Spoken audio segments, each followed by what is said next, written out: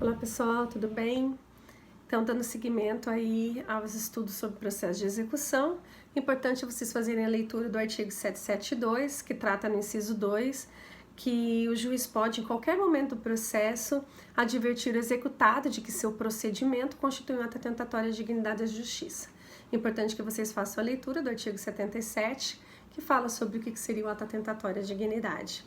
Tá? Aí nesses dispositivos aqui, o artigo 774 vem falando para nós que considera-se ato atentatório à dignidade da justiça, a conduta quer ela seja comissiva ou omissiva do executado. Aí ele vem falando de fraude à execução, que se opõe maliciosamente à execução, que dificulta ou embaraça a realização de penhora, que resiste injustificadamente às ordens judiciais, que se for intimado ele não indica ao juiz quais são e onde estão os bens suscetíveis à penhora, enfim, tá? A importância de vocês estarem fazendo a leitura desses dispositivos legais, tá?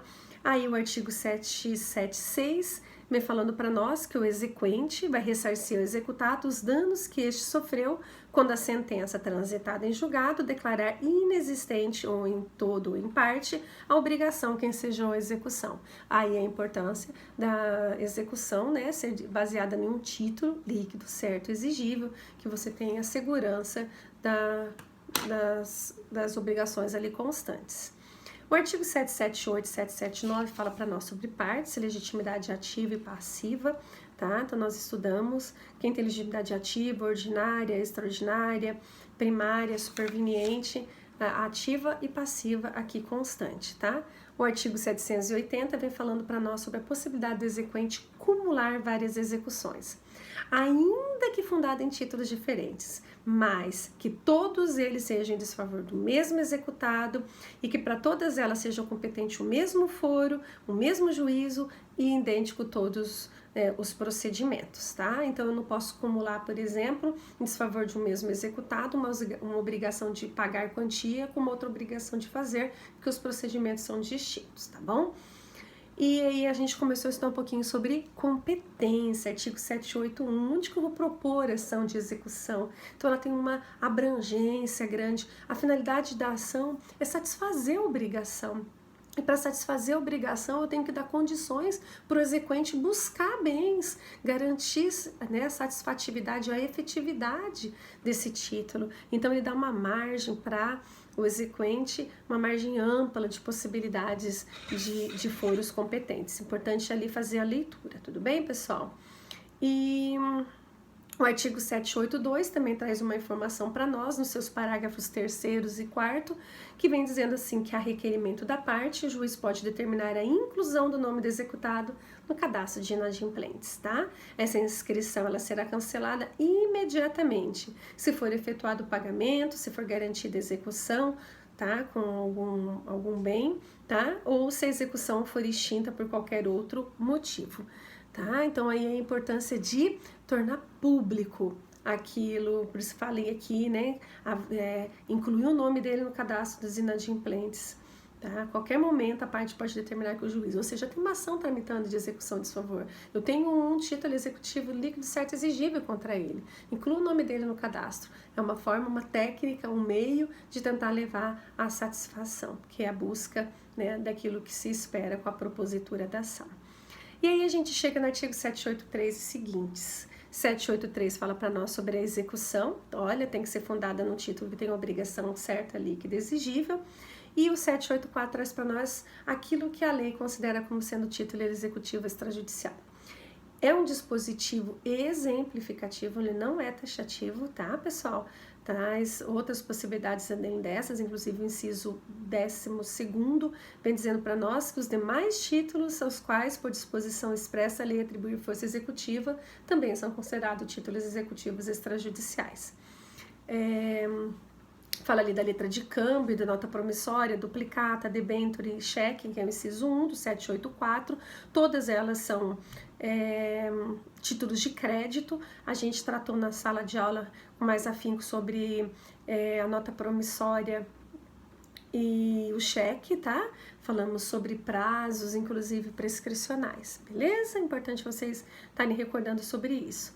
Inciso 2 fala de escritura pública ou outro documento público assinado pelo devedor, até porque é público, daí tem fé pública. Documento particular, aí sim, assinado pelo devedor e duas testemunhas, para ser configurado como um título executivo extrajudicial. O inciso 4 fala para nós que um instrumento de transação, ou seja, você faz um acordo que é referendado pelo MP, pela Defensoria Pública, pela Advocacia Pública, pelos advogados dos transatores ou por um conciliador ou mediador que seja credenciado pelo tribunal, também é considerado um título executivo extrajudicial. Tá? Não confundir, se qualquer desses documentos transacionados for homologado pelo juiz, passa a ser um título judicial. Inciso 5 fala do contrato garantido por hipoteca, penhor, anticrese ou outro direito real de garantia e aquele garantido por caução. Então, qualquer contrato que tenha, né, que seja garantido por um direito real, porque todos são direitos reais de garantia aqui, né, que é a hipoteca, penhor, anticrese, tá? Eles são considerados títulos executivos extrajudiciais. E o contrato de seguro de vida, em caso de morte, e a gente finalizou ali depois falando também sobre crédito decorrente de foro e laudêmio, explicamos sobre o Instituto da Enfiteuse em sala de aula, que é aquele instituto de direito civil, aqueles contratos que tinham essa característica de perpetuidade, que não existem mais, mas precisam continuar sendo regidos pelo nosso ordenamento jurídico. Então, esses contratos de enfiteuse, eles configuram a necessidade, o dever do foreiro pagar anualmente um foro, que é uma pensão anual, e cada vez que ele alienar o bem, ele tem que garantir o direito de preferência e tem que pagar um laudêmio, que, né, ou seja, que é 2,5% sobre o valor do imóvel.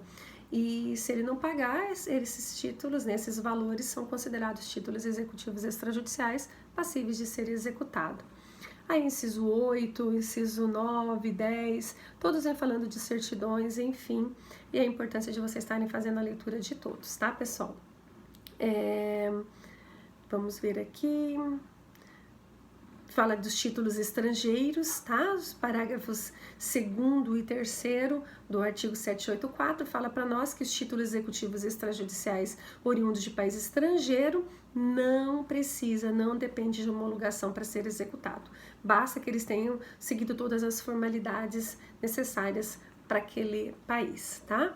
E o 785, ele veio trazendo aquela situação bem atípica que a gente tratou em sala de aula, para dizer que mesmo que eu tenha um título executivo extrajudicial, eu não sou impedida de optar pelo processo de conhecimento para obter um título executivo judicial. E a gente viu em sala de aula quais seriam as vantagens, né, do exequente estar passando por isso daí, né? Por que ele estaria deixando de executar, só se ele tivesse dúvida com relação à liquidez, à exigibilidade, à certeza daquele título, se ele fosse precisar de provas, né, para garantir, aí sim, tudo bem, mas se o título é líquido, certo, exigível, parece que não tem muita necessidade. Se você quer acumular ação, né, com reparação de dano e com dano moral, enfim, tá? Mas os motivos são esses. Então, nesse primeiro momento, são essas características que eu preciso que vocês estudem, tá? Vamos aprofundando os ensinamentos até aqui. Um abraço, fiquem com Deus.